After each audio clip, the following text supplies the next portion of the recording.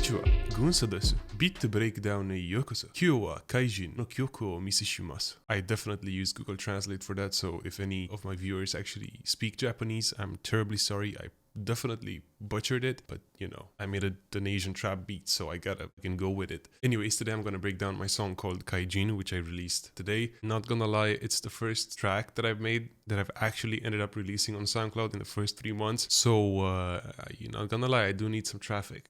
But anyways, I'm just gonna break it down and hopefully y'all can learn a thing or two. Although it is in Ableton, so yeah, let's just jump into it. Let's just start with the melodies and then go down and whatever. As you can see, these two tracks are the melody tracks, and it's basically 3 different samples that I found on Splice because I'm a basic bitch. Yeah, I basically combined them into one thing. Yeah, it starts with this melody, although it does have some automation, so I'm gonna play this part. I don't know exactly what it is. It's supposed to be a kodo, but it's kind of high pass, no, mid band pass. I don't know. It does sound like it has kickstart on it or something similar, so I didn't really do much besides some EQing and reverb, which actually has the dry wet all the way down, except for the intro, because it starts with this reverb automation. Because it does sound like it's coming from further away, and you know how reverb works, especially if you automate the mix level. And then the main melody, I suppose, is this one. Although it does sound a bit weird because it has a sidechain on it. Now, the third melody, which is used as the second part of the drop, is this one. And this one actually has a kickstart on it, just because I wanted it to be more interesting, and also because the first part of the drop has a smooth 808, and then the second one comes in and it's a short 808 kind of thing. So not only did I change the melody, but I also wanted it to feel a bit more bouncy. So I used the kickstart. Normally it would sound like this. And that's it with the melodies. As I said, 3 different loops combined into one whole thing. And now for the vocals, I was looking for some acapellas, and just because I felt like the whole thing was a bit empty, so I found the Cyclone acapella from Baby Bash, I think, and T-Pain. You know what song I'm talking about, probably, hopefully. I know that I used to listen to it a lot when I was a kid. Anyways, luckily the acapella was in the same scale as the project, which is G minor, so I didn't really do much, honestly, when it comes to pitching. Although, just for good faith, I actually added an autotune. It doesn't do much, not really that noticeable, since, as I said, the song is already in G minor. Although it does use 2 different tracks, especially for the intro and this bridge part towards the outro. It's just the first part copied and pasted, and it does have a band pass. If I'm not mistaken, I did do that in Q3, but the vocals sound like this in the intro. It has the same reverb automation as the melody and the respace, as you'll see. And then the main vocals come in. Look at that dumper on the back of that bumper. She ain't even playing when she's shaking that rumper. And oh, you ain't know she get lower than a muffler. Either with a girlfriend, show stopping with a hustler. So for the vocal chain, it's basically using my vocal chain, which I've made for myself for when I make music. So I figured that it would actually work pretty well with these as well. Normally, it would sound pretty dry. Dumper on the back of that bumper. She ain't even playing. I mean, not necessarily dry, because it's still like the studio acapella, you know. Mixing them with a different instrumental does need some work. So yeah, that's pretty much all I did to it besides chopping it. Now let's go and look at the drums, the fun part. Now, as I said, this track does have a respace for the intro, the bridge, and the bridge. It's actually the second thing that I've added in the project besides the melodies. Same reverb automation as before.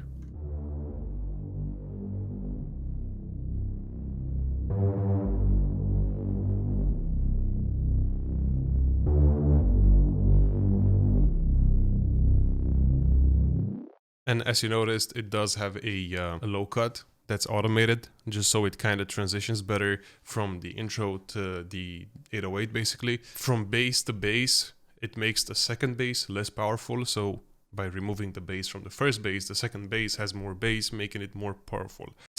Yeah. And then once again in the bridge,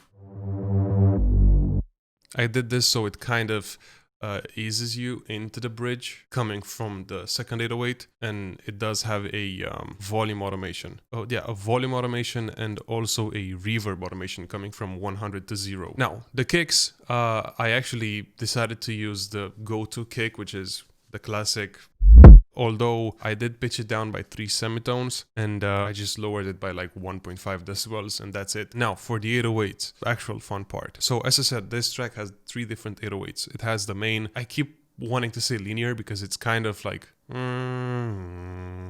whatever, it follows like a pretty repetitive pattern, but I mean, I'm just gonna play it.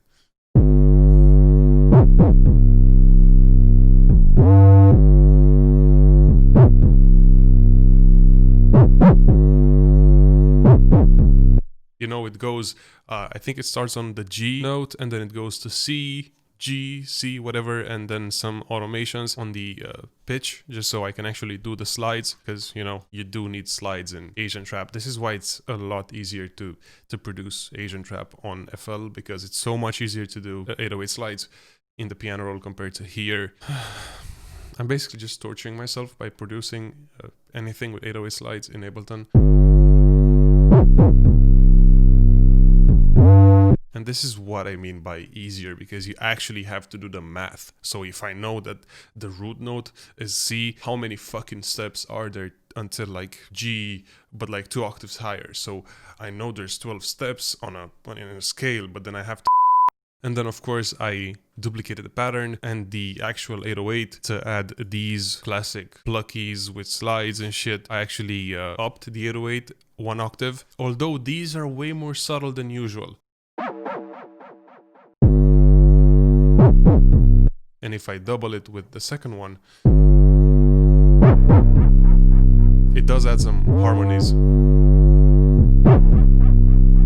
But as I said, this is more in the background, so you can actually hear them better now because they're soloed. But if I play everything, it's not going to be as noticeable. Now, for the second 808, we have this plug 808. By the way, most of these drums, if not all of them, you can actually find them in my drum kits, especially Gunsow's XXL kit. But yeah, this is the 808 normally.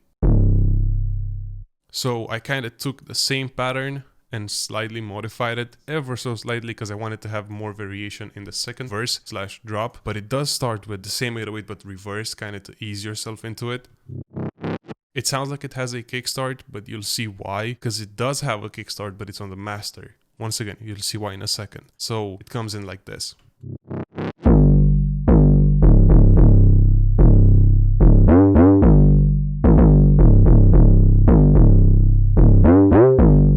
And of course, I do actually have a doubling track for this as well, aka another set of pluckies, because why not?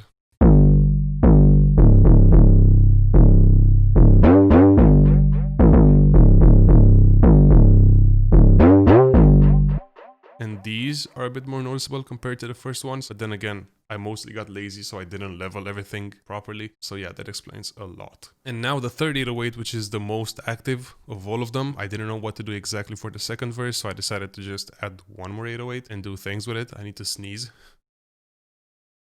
Nope, I lost it. So it does kind of have the bass pattern of the second one, of the second 808, but with more notes, like a lot more notes, since the 808 is actually short, like an actual short 808, and not just in a plug way, but like short. So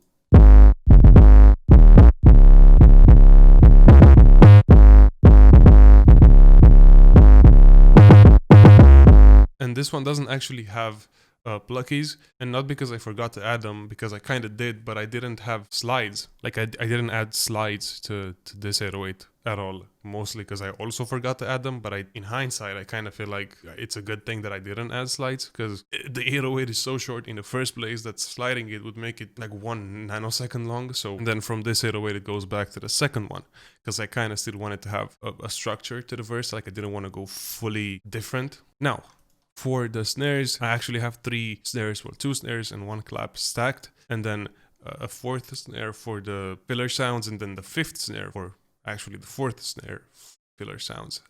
It sounds like this.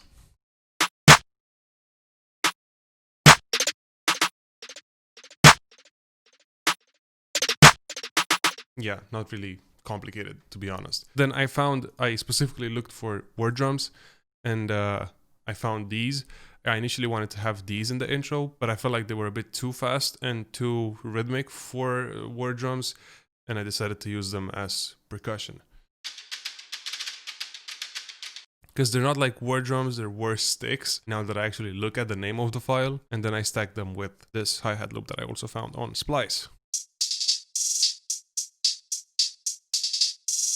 And then these different hats. They are ever so slightly out of time, as in they're not perfectly on beat, which is fine. Kinda makes it a bit more groovy, more natural. But then just by themselves, comparing it to the last hats, which are these, you know, they have not slides, but like rolls and stuff. They have a lot of variation. These are really basic, so I needed to add something to counter them to an extent. So I added this loop. And as I said, the actual war drums that you can hear in the intro and in the bridge as well are these.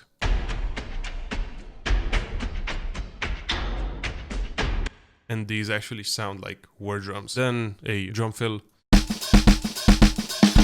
which I slightly chopped because it was a bit interesting, just the way it was normally. And then, you know, my producer tag. And as I said, there is a kickstart on the master. And not only that, there's a kickstart, there's actually a panning automation, which makes my master go into red, which is not good, but whatever. So I'm just gonna play the hi-hats to not spoil anything just yet. And this is what I mean. And then the track panning, you can actually see it here. So yeah, this is the track. Now I'm just gonna play it and yeah.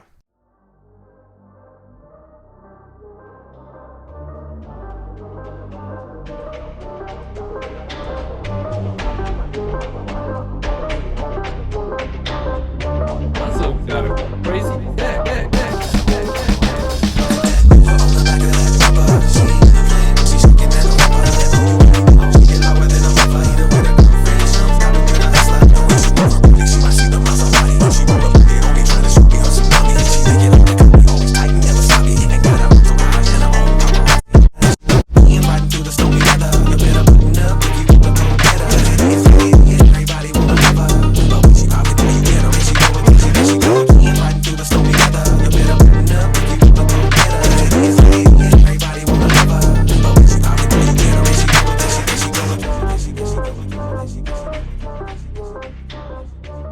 But yeah, if you want to listen to it fully, you can actually go on SoundCloud and listen to it. It might go up on Spotify and Apple Music and all those streaming services soon. Not sure though, maybe. But yeah, if you guys enjoyed this video, you know, you can press that like button, whatever. I mostly care about the song views, so listen to the song. Thank you.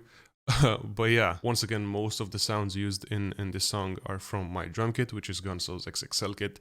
You can get it by clicking the link in the description. And I also have many more drum kits if you find out one to be a bit more pricey. Anyways, thank you so much for watching this video. It was your boy Gunsoww, and I'll see you guys in the next one. Peace.